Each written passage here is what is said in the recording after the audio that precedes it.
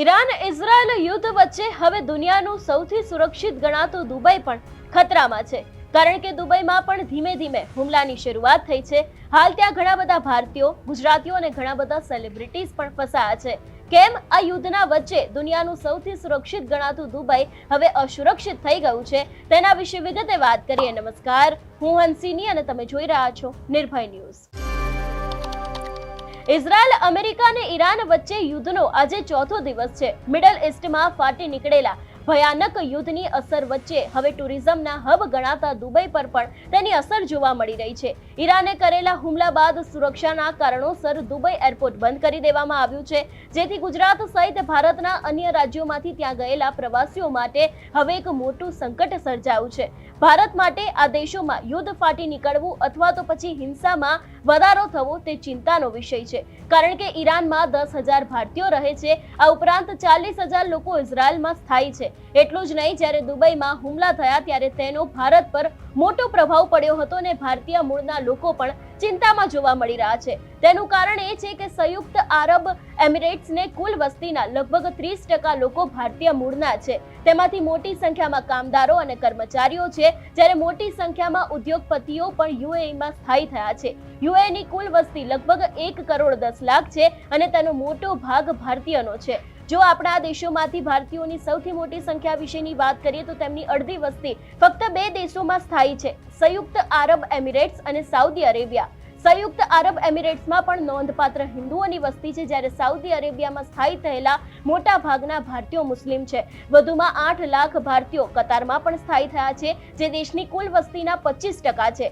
દેશની કુલ વસ્તી લગભગ 3.1 મિલિયન છે. તેથી આ દેશોમાં કોઈ પણ અશાંતિ સીધી ભારતને અસર કરે છે. આમ ભારતમાંથી ઘણા બધા લોકો દુબઈમાં રહીને ધંધો કરતા હોય છે, સાથે ત્યાં રહીને રોકાણ પણ કરે છે, જેથી કરીને ભારતના ઘણા બધા સેલિબ્રિટીઝ પણ અત્યારે હાલ ત્યાં ફસાયા છે અને ભારત પાસે મદદ માંગી રહ્યા છે.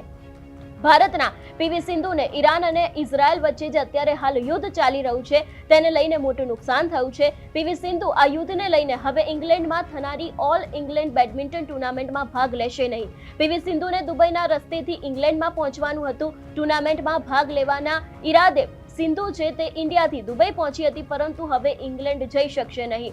દુબઈ પર થયેલા હુમલાને લઈને ત્યાંના જે એર સ્પેસ છે તેને બંધ કરી દેવામાં આવ્યા છે. એટલું જ નહીં, તેની સાથે જો વાત કરવામાં આવે તો ઘણા બધા ગુજરાતી વેપારીઓ છે એ લોકો પણ ક્યાંક ત્યાં ફસાયા છે અને ફક્ત જે અત્યારે હાલ ભારતના સેલિબ્રિટીઝ છે, એટલે કે પછી સોનલ ચૌહાણ હોય કે ઈશા ગુપ્તા હોય, એ લોકો પણ અત્યારે હાલ ક્યાંક દુબઈમાં ફસાયા છે. સોશિયલ મીડિયા પોસ્ટ દ્વારા પણ ક્યાંક એવું કહેવામાં આવી રહ્યું છે કે ફ્લાઇટ્સ બંધ થઈ ગઈ છે. તે લોકો અત્યારે હાલ આ દેશની અંદર યુદ્ધના કારણે ફસાઈ ગયા છે અને ભારત સરકાર પાસે મદદ પણ માંગી રહ્યા છે અને માર્ગદર્શનની પણ વાત કરી રહ્યા છે. યુદ્ધ વિશેની વાત કરવામાં આવે તો એક રિપોર્ટ અનુસાર અમેરિકા અને ઇઝરાયલે અત્યાર સુધી ઈરાનના 1,000 થી વધુ ઠેકાણા ઉપર હુમલા કર્યા છે. આ દરમિયાન શરૂઆતના 30 કલાકમાં 2,000 થી વધુ બોમ્બ ફેંકવામાં આવ્યા હતા. આમાં અત્યાર સુધીમાં 742 લોકો મોત થયા છે, જેમાં 176 બાળકો છે. 750 થી વધારે લોકો ઘાયલ થયા છે. 28 ફેબ્રુઆરીએ શરૂ થયેલી આ લડાઈના પહેલા દિવસે થયેલા બોમ્બમારામાં આપણે જોયું હતું કે ઘણા બધા લોકો માર્યા ગયા હતા. આ ઉપરાંત રવિવારે 3 અમેરિકી સૈનિકો છે એ લોકો પણ માર્યા ગયા હતા. એટલે જે રીતે દુનિયાનું સૌથી સુરક્ષિત દુબઈ ગણાય છે અને અત્યારે હાલ આ જે દુબઈ છે તે અસુરક્ષિત થઈ ગયું છે. કારણ ફક્ત એટલું જ છે કે તેમાં ભારતના લોકો ઘણા બધા વસે છે, ત્યાં રોકાણ કરતા હોય છે અને રોકાણ કરીને પોતાનો ધંધો ચલાવતા હોય છે. ગુજરાતના પણ ઘણા બધા વેપારીઓ છે એ લોકો ત્યાં ફસાયા છે અને જે તે વિદ્યાર્થી હોય છે, વિદ્યાર્થીને કદાચ કોઈ પણ બીજા દેશમાં જવું હોય છે તો એ લોકો પહેલા દુબઈ જાય છે અને દુબઈથી તેઓ પોતાની જે ફ્લાઇટ હોય છે તેને બદલીને બીજા દેશમાં પહોંચતા હોય છે. એટલે ઘણા બધા એવા ગુજરાતી વિદ્યાર્થીઓ છે, ભારતીય વિદ્યાર્થીઓ છે, એ લોકો પણ દુબઈમાં ફસાયા છે. જે રીતે મેં આગળ પણ વાત કરી એ રીતે ગુજરાતી વેપારીઓ છે એ લોકો પણ અત્યારે હાલ દુબઈમાં ફસાયા છે, કારણ કે જે રીતે અત્યારે હાલ દુબઈની આસપાસના જેટલા પણ દેશો છે એમાં હુમલા થઈ રહ્યા છે અને આ જ હુમલાને કારણે ત્યાંનું જે એર સ્પેસ છે, આખું એરપોર્ટ છે, તેને અત્યારે હાલ બંધ કરી દેવામાં આવ્યું છે.